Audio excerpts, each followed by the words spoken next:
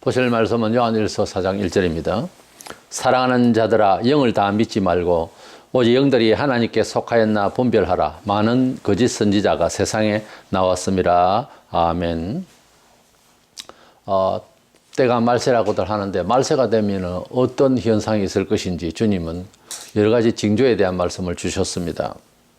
마태복음 24장 4절 5절에 예수께서 대답하여 이르시되 너희가 사람의 미혹을 받지 않도록 주의하라. 많은 사람이 내 이름으로 와서 이르되 나는 그리스도라 하여 많은 사람을 미혹하리라고 말씀하셨습니다.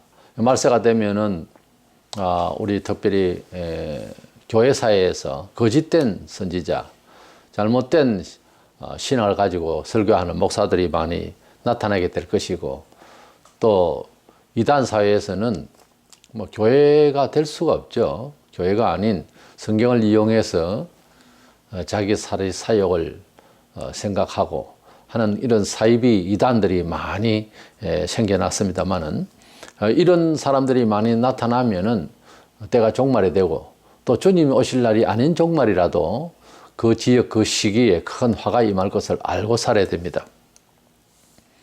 그래서 우리가 지금 이 시대는 주님이 오실 실제 날이 가까워오고 있다 이렇게 보고 있는데, 종말에 나올 거짓 선지자들에 대해서 그 특징에 대해서 그 활동에 대해서 우리가 알고 대비를 하고 영안을 열고, 사실은 이 역사는 알고 보면은 하나님의 역사예요. 하나님의 역사는 하나님 말씀 안에서 되어지기 때문에 우리가 이 사회를 또는 사람 자체를 연구하고 이해하려고 할 때 그 관측이 하나님의 뜻 안에서 하는 것이 가장 정확합니다.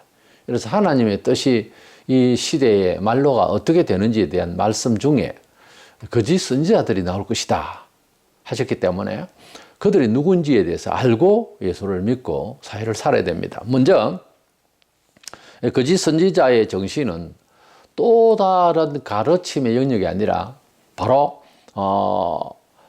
사탄의 역사라고 하는 것을 알고 그 대처를 할 때에는 예수 이름으로 예수의 권세로 당당하게 이길 수 있도록 정신 영역이 강해 있어야 됩니다. 우리가 뭐 이론적으로 사탄을 우리가 이길 수 있을 것 같아도 그 대화를 가지고 되는 게 아니에요. 북한의 정신이요, 대화를 해서 뭐 지금도 국제사회 대화가 되는 사람들이 아니에요. 지금까지 얼마나 대화를 했습니까? 뭐 이러고 있는 게 뭐 있어요?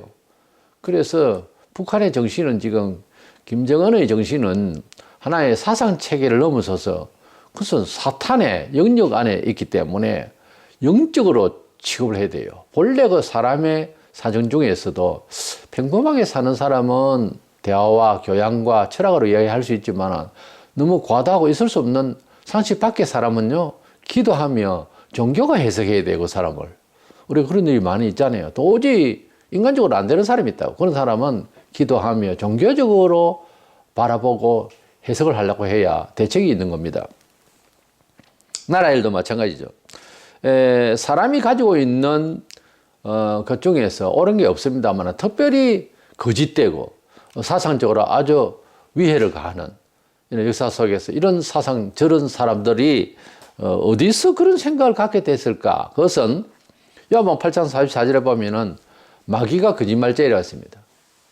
그래서 우리 예수님께서 내가 길이요 진리라고 했는데 그 진리란 아레데이란 말을 그 영어로 번역할 때 트루스라고 번역해요. 트루스는 진리이면서도 진실하다, 참되다는 뜻이 있죠. 그래서 아레데이아는 참답다는 뜻이 사회적, 윤리적인 입장에서 생각할 때 그 해석이 또 우리에게 이해가 되어져야 됩니다. 이래서 하나님을 잘못 믿는 사람 혹은 하나님을 반영하는 사람은 참되지 못하다는 거예요.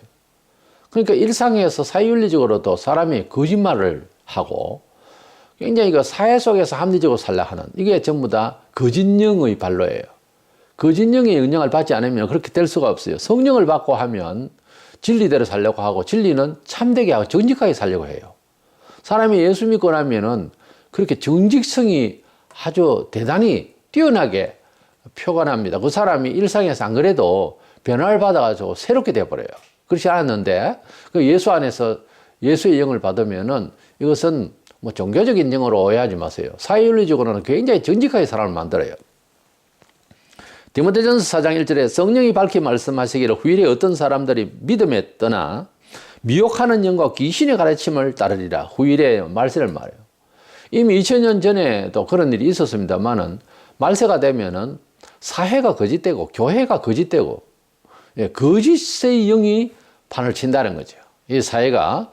그래서 실제 옛날이나 지금이나 속이는 자도 많고 세상에 그랬는데 지금 우리가 사회를 살아가면서 느끼는 것은 반신반의한다 이런 말이 있어요. 반은 믿고 반은 믿지 않는다. 그러니까 믿을 수 없다 이런 말은 옛날부터 있었으나 지금은 반신반의가 아니고 전체를 불신하고 살아요. 대단히 위험한 세상을 살고 있습니다. 그래서 모르는 사람을 만나서 어떤 거래를 할 때는 초긴장이에요. 어쩌다가 이렇게 됐는지 모르지만 이 사회의 영이 사람의 정신, 누가 가르치 그런 게 아니고 사탄이 그렇게 하는 거예요. 구약시대 때 보면 우상을 섬기던 이스라엘 왕 아합과 또 그래도 경건하고 하나님을 두려워했던 여호사밧 유다 왕이 있었는데 그래서 사돈지간입니다. 근데 아합이 정신이 잘못되면 하나님을 경외하는 게 잘못되면 뭐든지 잘못돼요. 이 사람이 탐심도 많고 이 사람이 우상을 섬기고 이 사람이 제정신이 아니에요. 그래서 사돈을 불러서 이제 전쟁을 치르려. 그래서 선지자들을 불러서 내가 길랏 라모 싸움에 갈 것인데 전쟁에 이기겠냐? 이렇게 이제 400명을 불렀어요. 그런데 왕이여 충분히 이기고 성전하고 돌아올 것이라고 그렇게 아부를 했습니다. 근데 그들이 그 정신이 소위 긍정주의로 잘 될 겁니다. 이런 정도를 넘어서서 사탄의 영이 그렇게 거짓말하는 거예요. 사실은. 그래서 옳은 말하는 선지자는 잡아가두고 400명이나 넘는 이런 선지, 그러니까 목사들이 다 모여서 규합을 해가지고서 왕이여 잘하고 있습니다. 이런 이야기죠. 이 긍정주의라고 하는 것이 보편화되어 버리면 그게 하나님 뜻이 되어버리네? 그 시대에. 그런데요, 그 내막에 이런 일이 있습니다. 역대하 18장 20절, 21절에 한 영이 나와서 여호와 앞에 서서 말하되 내가 그를 꾀겠나이다 하니 여호와께서 그에게 이르시되 어떻게 하겠느냐 하시니 그가 이르되 내가 나가서 거짓말하는 영이 되어 그의 모든 선지자들의 입에 있겠나이다 하니 여호와께서 이르시되 너는 꾀겠고 또 이루리라. 나가서 그리하라. 거짓 영이 되어서 이 한 영이 나와서 이 아합을 죽이려고 아예 선지자들에게 거짓말로 예언할 수 있도록 예언하도록 그렇게 하겠다 했습니다. 하나님은 사람을 심판하시고 세상을 관리하실 때에 사탄을 역사하십니다. 사실은 이 귀신들과 악한 영을 사람들에게 붙여서 그래서 파멸케 하는 이런 역사를 하시거든요. 근데 사탄도 자기 마음대로 사람을 파괴하지 못해요. 하나님 허락하에서 이렇게 사탄의 영이 배후에서 역사하니까 사람들이 볼 때는 긍정적이다 이래 싶어도 되지도 않는 그런 거짓말로서 좋은 말로만 이렇게 얘기를 했죠. 그러나 결국은 그 긍정주의 사고방식을 부르짖고 하던 그 선지자의 말대로 나갔다가 아합은 결국은 패망하고 결국은 우연히 쏘는 화살에 맞아서 결국 그는 죽게 됐죠.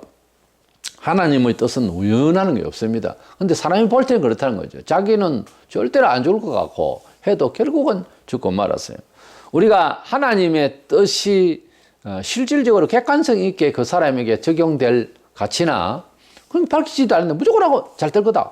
어떨 거다. 하나님 자녀라는 이런 명분이 있으니까 무조건 될 거다. 말을 그렇게 축복하면 좋아진다. 이런 심리적인 것도 효과를 누리려고 그러고.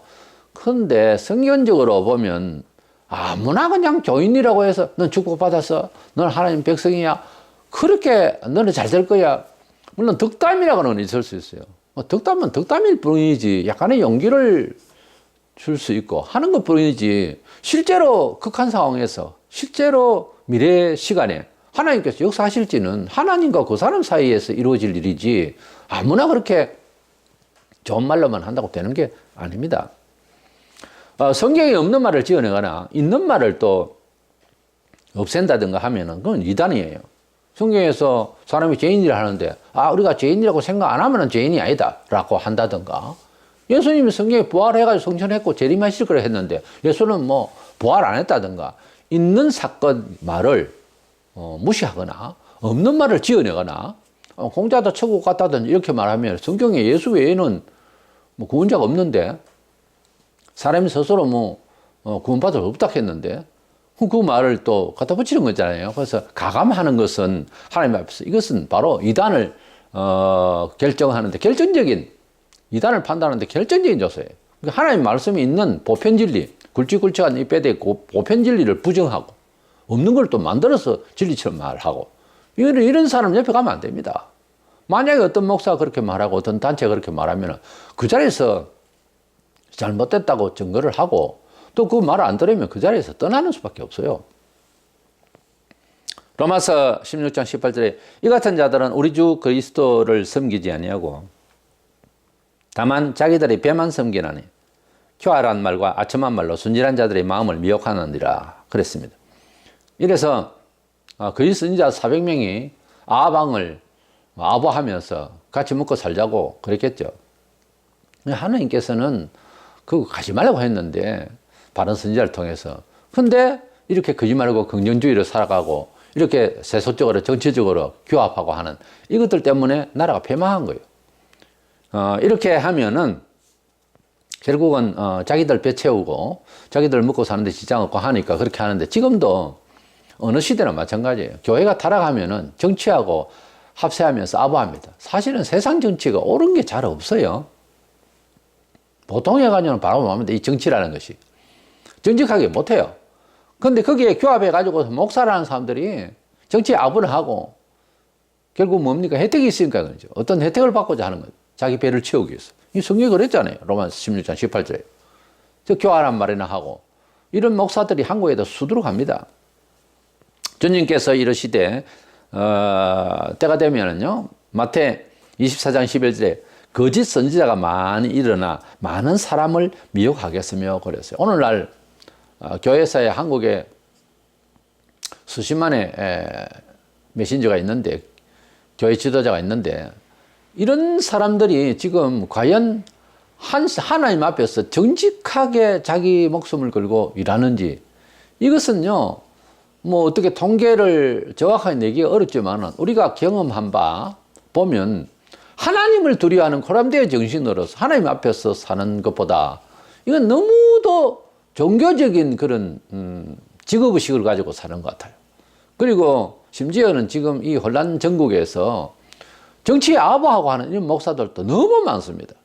이런 시대가 곧 한국 사회에 종말을 고하거나 상당히 위험한 처지가 아닌가. 그리고 세계사적으로도 지금 교회 사회가 너무나 진리에서 벗어난 소리를 많이 하고 있고 그게 짧게는 1970년대 이후로 주로 적극적 사고방식 슐러의 그리고 뭐 긍정주의 이런 말들이 뒤덮어 가지고 하나님 말씀은 잘 알지 못하지만 순종하는 게 신앙입니다. 원래 사람이 하나님을 뭘 알고 등급이 같아서 이해해서 하나님 편에 서는 거 아닙니다. 몰라도 하나님 역사에 대한 아웃라인을 듣고 내가 죄인인 줄 깨닫게 되고 비로소 그래서 하나님을 아버지로 모시고 예수님을 내 구주로 모시고 그렇게 살겠다고 하는 의지를 이제 시작했으면 말씀이 해독이 잘 안 돼도 순종하는 거예요. 그래서 목사라가 뭐냐면 하나님 말씀이 이런 뜻입니다 하고 설명해 주고자 하는 것이지 목사가 뭐 점장이 같이 뭐 예언한다 그러고 물론 예언은 있을 수 있어요. 근데 맨날 거짓말 하는 것은 그건 이단입니다. 우리 성도들이 예수 잘 믿는 게 뭐냐? 끝까지 예수님을 잘 따라간다는 거죠. 다소 뭐 목사가 볼 때 아우 잘 믿네 그런 사람 잘 없어요. 사실은 우리 성도들이 그렇잖아요. 근데 순종하거든요. 순종하는 것은 참 아름다운 거예요. 순종하지 않으면 예수를 끝까지 믿을 수가 없어요.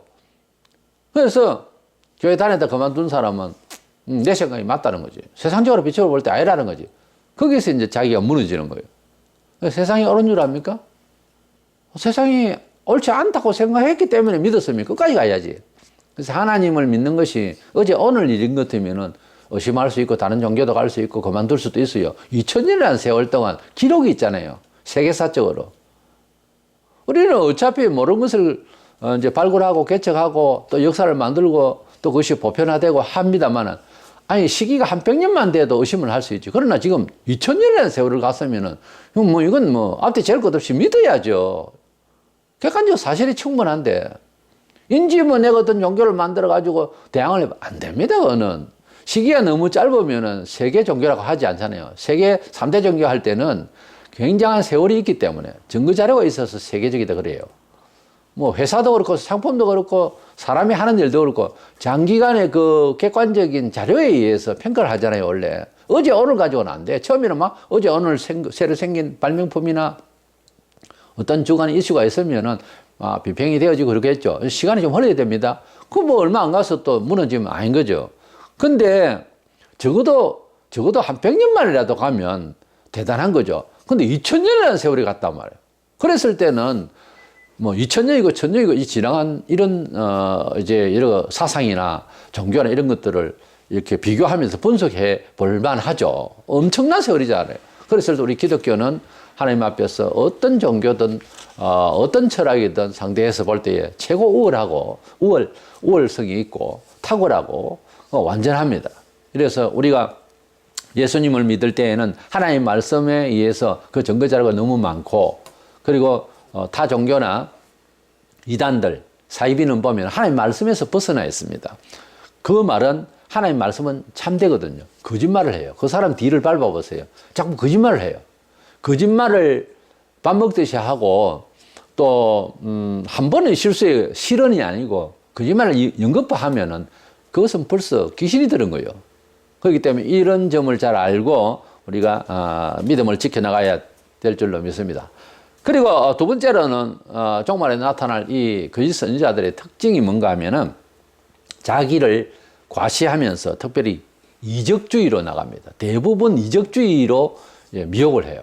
사람이 뭐 이적을 보고 깜짝 놀래고 사람이 가지고 있는 한계를 넘어선 이런 이야기를 하거나 어떤 행사를 보면은 뭐 그 사람이 신인가 그렇게 생각하는 근성이 종교성이라는 게 있어요.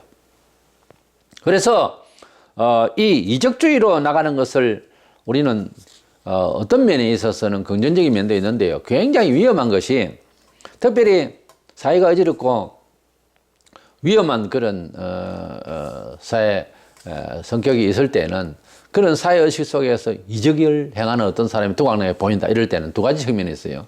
하나님을 제대로 증거하려고 하는 아주 능력 있는 사람이 있을 수 있고요. 대부분 보면은 이단형이에요. 사람을 미혹해 하고 하는 것이 그럴 때 많이 나타나요. 우리나라가 정치적으로 한참 어려울 때, 일제 때나 해방 직후 전후로 해서 이단들이 그때 거의 다 생겼어요. 왜냐하면은 사회가 혼란스럽고요, 사람들의 희망이 끊기고 굉장히 그 극도로 정서상 예민해 있고 이럴 때는요, 마귀가 그 기회를 타서 뭐 이것이 진리다, 내가 신이다 하는 사람이 나타나게 돼 있어요. 사람이 약해져 있거든요. 그러니까 이 마지막 시대가 되면은 사람들이 굉장히 강한 것 같고 해도 점점점 약해져 있잖아요. 예. 마지막 때에 되면 적극적으로 나올 것인데 사람이요, 파도 소리에도 놀란다 그랬어요. 굉장히 약해지기 때문에 그때는 거짓말을 해도 그냥 약간 희망적인 말을 하면 그냥 쏠려요. 그러니까 조심해야 되는데 그 중에서 가장 위험한 것이 이 이적주의입니다. 그런데 성경에 보면은 사탄도 광명한 천사로 자기를 과시하는 고린도 12장 14절에 그렇게 말씀하고 있어요. 그래서 사탄도 꼭 천사 같고 거짓된 목사도 아주 훌륭한 목사처럼 보일 수가 있다는 거예요. 그런데 목사가 얼마나 훌륭하냐 하는 것은 기적을 나타낸다, 귀신을 쫓아낸다, 거기에 포인트가 있는 것이 아니고 쭉 생활하는 가운데 과연 진지하고 진실하며 정직됨이 헌신적인지를 생활 속에서 조금 장시간으로 봐야 됩니다. 당장 막 그 사람이 하나님의 큰 선지자다 그러고 거기에 이제 엎어져서 그러면 안 되는 거예요. 목사도 사람이고 평가를 제대로 받아야 됩니다. 예수님도 하다 못해 예수님도 평가받기 위해서 어떻게 보면 이적을 행했어요. 내가 하나님 아들이다 볼래? 그러고 이제 보여주신 것이지 이적 행하러 오신 것이 아니거든요. 그러니까 이적 가지고서 뭐 대단하다 이런 말 하지 마세요. 예수님께서 이적 중에서 가장 큰 이적은 부활로 말씀하셨어요. 그러니까 이적주의로 나가는 것은 참 저급한 생각이고 신이나 잘 믿는 혹은 귀한 하나님 종으로 평가하는 기준이 되어서는 안 된다고 말해요. 생활을 봐야 되는 거예요. 마태복음 24장 24절에 거짓 그리스도들과 거짓 선지자들이 있는 큰 표적과 기사를 보여 할 수만 있으면 택하신 자들도 미혹하리라. 하나님의 택하신 백성, 성경 읽고 묵상 생활하고 기도 생활하고 하는 사람들조차도 하나님 백성 또 유혹을 받아서 신앙이 타락해질 수가 있어요. 하나님 백성이 안 된다 그만 아니고 타락해질 수가 있다고. 하나님 백성이라고 저절로 가만히 있는 게 아니에요. 영혼이 망가질 수 있다니까요. 생활을 어떻게 취급하느냐에 따라서 좋은 신앙이 떨어질 수 있어요. 그럼 어떻게 주님을 간절히 사모하며 하나님의 사람으로 살려고 노력하느냐에 따라서 어떤 시대가 되었든 간에 더 좋아질 수도 있는데요. 나빠질 수도 있어요. 하나님 백성이면 세월만 가면 잘 믿어지 아닙니다. 노력하기 나름이에요. 예수님이 정말 폭탄처럼 복음이 전파되는 그 당시에도요. 사도행전 13장 6절에 보면 바예수라고 하는 사람이 나와요. 그 사람이 거짓 선지자였는데 마술도 행하고 그랬어요. 우리가 아까 마술하고 바로 연결하기는 그렇지만은 저기 마술이가 할 정도로 거짓말하고 되지도 않는 소리 하면서 이상한 짓거리를 하는 사람들이 많습니다. 교회사에. 이 바예수라는 것이 있어가지고서 그게 무슨 큰 능력의 종인처럼 오해를 한 그런 사건도 있었습니다. 우리가 능력을 행하고 귀신을 특별히 쫓아내고 그러면 무조건 하나님께서 역사하셨다는데 귀신 쫓아내는 점장이도 귀신 쫓아내요. 큰 귀신이 들어와서 작은 귀신 들은 사람 온전하게 만든다니까. 그러면 이제 그 사람 온전해지면 이제 온전해지면은 제정신 돼가지고 예수 믿겠네? 아니요. 안 믿습니다. 내가 실제 그런 사람을 봤어요. 귀신이 든 사람이 전도사인데 목사가 와서 기도해도 안 되는데 점장이가 와가지고 엄마가 예수를 안 믿으니까 그러니까 점장이를 불러서 그냥 부닥거리를 한 거죠. 그러니까. 그러면 병이 온전하게 돼진 거예요. 건강하게 된 거예요. 이 사람이 신학도 치우고 전도사도 안 하고 그만뒀더라고. 참 기가 막힌 거예요. 우리가 병이 들 수도 있지만 병이 나았다 했을 때 귀신이 나간 게 아니고 큰 귀신이 들어와서 영생을 놓치잖아요. 제 말 뜻은 귀신이 들어서 눈이 획 돌아가서 정신이 없어서 사는 것도 귀신 든 거지만 멀쩡하게 살면서 사람은 굉장히 좋은데 예수 안 믿는다 할 때는 이게 귀신이란 말이에요. 그러니까 엄격히 말해서 세상은 귀신으로 뒤덮여 있어요. 그게 내 말이 아니고 공중근세 잡은 자 아래에 있다고 세상은. 그러니까 귀신은요 눈이 획 돌아가고 아프게 하고 정신이 없고 하는 그런 모양도 있지만은 멀쩡하게 살아가면서 예수를 안 믿는 사람, 아주 대화를 하면은 괜찮게 하는 사람, 교양 있는 사람. 그런데 직접적으로 예수를 계속 이야기하죠. 아니야 다를까 속에서요 이런 게 올라와서 난 예수가 싫다. 그렇게 말하지 않던 사람인데 계속 전도해 보세요. 그거 보세요. 점잔을 빼는 귀신도 있다니까. 더 큰 귀신이야. 아시겠어요? 그러니까 우리가 교양적으로 도덕적으로 사람이 천만에요. 예수님을 안 믿는 사람 속에 어떤 귀신이 들어가지고 병이 들고 거품 물고 그래가지고 점을 쳐서 귀신이 나갔다. 온전해진 게 아니라니까요. 그러므로 그를 더 믿고 점장이를 더 믿고 하나님 더 안 믿는다니까. 이제는 더 믿기 어려워져. 그러니까 세속적으로 돈의 혜택, 점장의 혜택, 권세의 혜택 받아서 더 좋아졌다는 사람일수록 하나님 혜택 받기가 더 어려워져요. 잘 알아들으세요, 제 말을.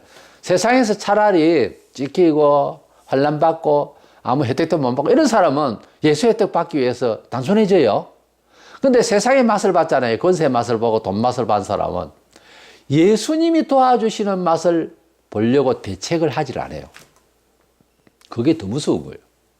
차라리 병이 들고 차라리 병이 안 나와도 예수 하면서 영생 하나님 나라 영원히 사는 거 건강하게 되어서 영원히 살 부활의 몸을 사모하는 것이 낫지. 예수 안 믿고 어떤 사람의 힘에 의해서 병이 나왔다. 그러면 의심이 가서 그다음부터 예수보다는 자기가 혜택 받는 쪽으로 마음이 가버린다니까. 돈도 마찬가지고요. 모든 일에 세속적으로 좋은 영향을 받고 혜택을 받아버리면 오히려 하나님을 믿는데 지장이 와요. 오죽했으면 성경에 가난한 자는 복이 있나니 천국이 저희 것이며 하겠어요. 세상에서 배부르고 세상에서 혜택 받고 그 맛을 아는 사람은 권세 맛을 하고 돈 맛을 알고 이래버리면 하나님을 간절히 의지하고자 하는 일이 그렇잖아요. 논리적으로 생각을 안 하게 되는 거예요. 그게 더 위험한 거야. 남이 귀신이 들었네 어쩌네 하는 그 비참하게 돼 있는 몸과 그 가난과 그거보다 더 이제 위험한 거예요. 나 부자다. 난 병도 없다. 급하면 나는 뭐 권세가 있는 사람 친구도 있고 뭐 아재도 있고 하니까는 해결한다. 이래버리면은 이제 하나님을 간절히 믿고 의지하면서 살고자 하는 정신이 들겠어요. 부자는 천국 들어가기 얼마나 어려운지 낙타가 바늘기에 들어가는 것보다 어렵다. 그 말씀이 그냥 나온 게 아니라니까요. 그래서 가난도 생각이 나름이에요. 병도 생각이 나름이고요. 오히려 그 일을 통해서 그 환경을 통해서 하나님 더 간절히 찾을 수 있다면 차라리 그쪽이 나아요. 두 눈 뜨고 살다가 하나님 저주하다가 지옥 가는 것보다 한눈 잘못한 거 빼내버리고 천국 가는 게 낫지 않느냐 하는 그런 극단적인 예죠. 그러니까 그런 메시지일 뿐이죠. 눈 빼라는 것이 아니고 그런 말씀 주님이 하셨잖아요. 두 손 다 가지고 지옥 가는 것보다 한 손 잘못했으면 손을 하나 잘라버리기 낫지 어떻게 보면. 그렇잖아요. 손 하나 없는 거 가지고 천국 가는 게 차라리 낫지. 그래서 이적 너무 좋아하면 이런 일이 생겨요. 마태복음 7장 22절로 3절에 그날에 많은 사람이 나더러 이르되 주여 주여 우리가 주의 이름으로 선지자 노릇하며 주의 이름으로 귀신을 쫓아내며 주의 이름으로 많은 권능을 행하지 아니하였나이까 하리니 그날에는 심판날입니다.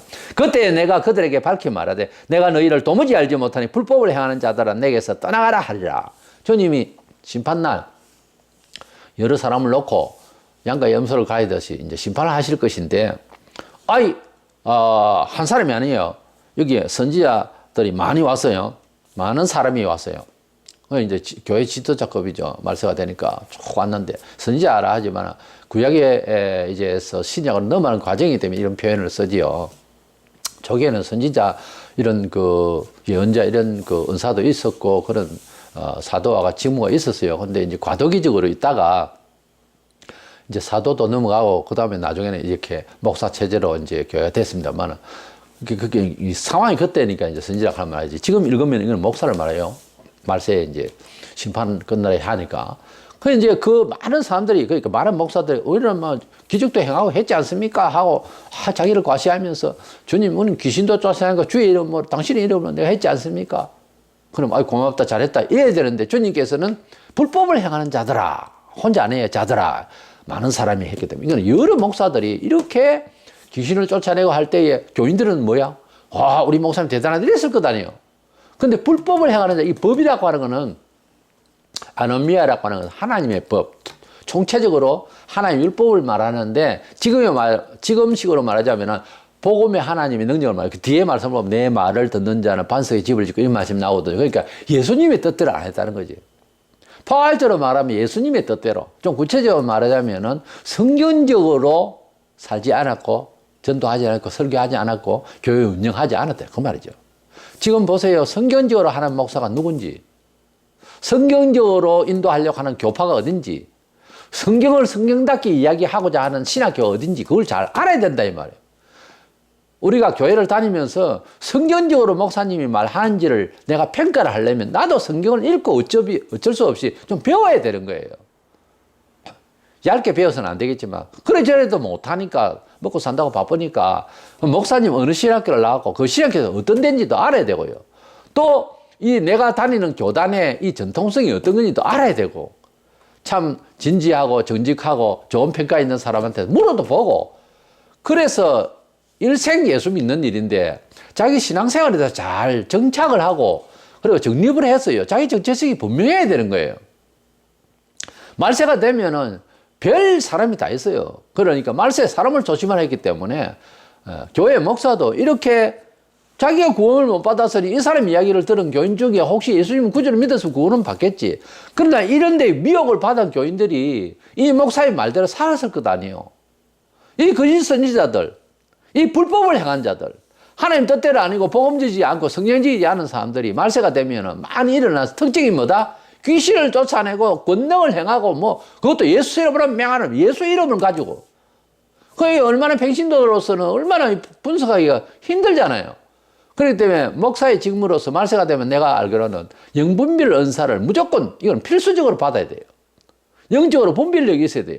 너무 영적 분별력이 없고 그저 차분차분 교양적으로 성경만 공부하고 그런 식으로 목회하려고 하면 안 해야 됩니다. 영분별이 있어야 되는 거예요. 우리 성도들이 일상생활에서도 사람을 볼 줄 알아야 됩니다.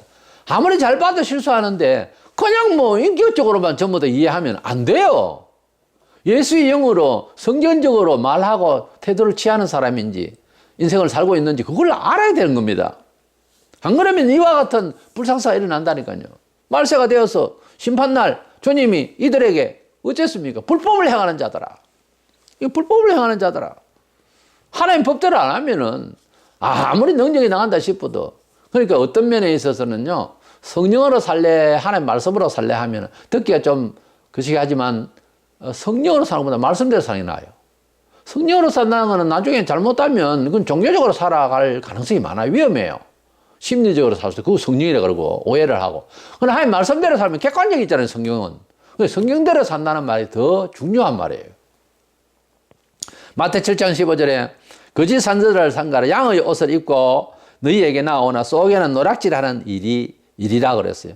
양의 옷을 입고. 그래요.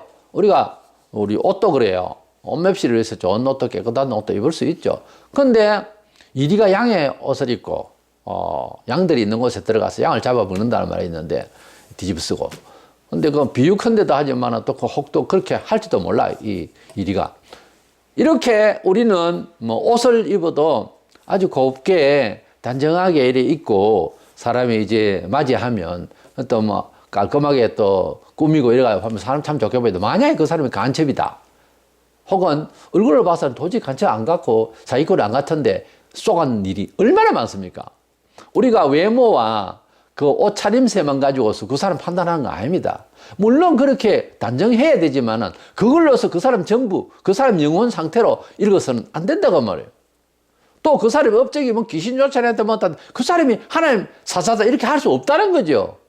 단적으로 예로요, 원불교라든지 다른 종파에도요, 귀신 쫓아내는 퇴마사역 하는 사람 많습니다. 축계 하는. 귀신 쫓아내는 일을 여기저기 다 해요. 그거 가지고 하나님 백성인데 어떻다. 병이 낫는 것. 원불교에도요, 손 올리고, 무랑청정정망시망 7가지 글귀를 읽으면서 하면 병이 나요. 그러나 병이 낫는다고 해서 하나님 뜻이다 이렇게 하면 안 된다고 말해요. 세상 종말에 되면은 적그리스도가 이 세상을 통째로 아주 대표 대통령으로서 이 세상을 지배할 건데요. 그 중에서 세상에 어디 가나 종교는 있어요. 종교를 완전 통합해서 역사할, 그러니까 적그리스도의 오른팔에 때는 거짓 선지자가 대선지자가 나올 건데, 하늘에서 불이 떨어지자 하면 하늘에서 불이 툭툭 떨어지고, 그러면은 보통 이적을 좋아하고 기적주의로 나가는 사람은 이건 대단한 하나님 선지자다 안 그러겠어요? 그래가지고 몽땅 마음을 받아가지고서 적그리스도를 갖다가 순종케 하는 이런 일이 벌어지게 될 것이다. 그게 가능하냐? 가능합니다. 지금 하는 꼬락서니 보면은 교회 사회가 다 넘어가요. 그런 사람 하나 나타나버리면. 가령 뭐 광화문 광장에서 불이 떨어지라 하나님의 역사다 하면 불이 하늘에 쭉 떨어지면은 진짜 하나님 종인가 보다 안 그러겠어요? 우리는 현재 상당히 위험한 사회를 살고 있습니다. 이럴 때일수록 하나님 말씀대로 살기 위해서 스스로 성경을 좀 읽고 건전한 목사를 찾아서 상담도 좀 하고 교회에서 기도하며 정직한 영으로 평판받는 그런 좋은 믿음의 선배, 믿음의 사람들을 교제를 잘 해서 하다못해 장로님 식사 한번 대접하고 싶습니다. 내가 사야지 왜 무슨 일로 장로님 좋은 말씀 참 내가 뭐 또 좋은 말을 해줄 만하나 이렇게 겸손하게 해도 아닙니다 장로님 권사님 제가 오늘 식사도 대접하면서 좋은 이야기 듣고 그러면서 자기를 살펴야 되는 거예요. 오늘날 교회가요 그냥 뭐 자기가 무슨 신이야 자기 알아서 한다는 거예요. 이게 말이 안 되는 거예요. 목사들도 자기 포지션을 지키기 위해서 얼마나 사람들이 합리적이고 세속적인지 말로도 알 수 없어요. 이런 시기일수록 우리는 말세가 되면 거짓 선지자들이 많이 나온다면 헛말이 아니거든요. 이런 시대를 우리가 또 말세라고 세상 사람들도 그래요. 그렇다면 사람을 조심해야 되지 않겠어요? 그 중에서 금기사항처럼 되어 있는데요. 목사세계도 조심해야 됩니다. 함부로 믿을 수가 없어요. 너무너무 위험한 시대입니다. 그렇게 알고 우리 주님이 오시는 날이 가까울수록 우리 영감이 밝아지고 밤이 어둘수록 별이 빛나듯이 우리 정신이 환해져서 바로 알고 예수 잘 믿는 생활로서 은총받는 저와 여러분 되시기를 축원합니다.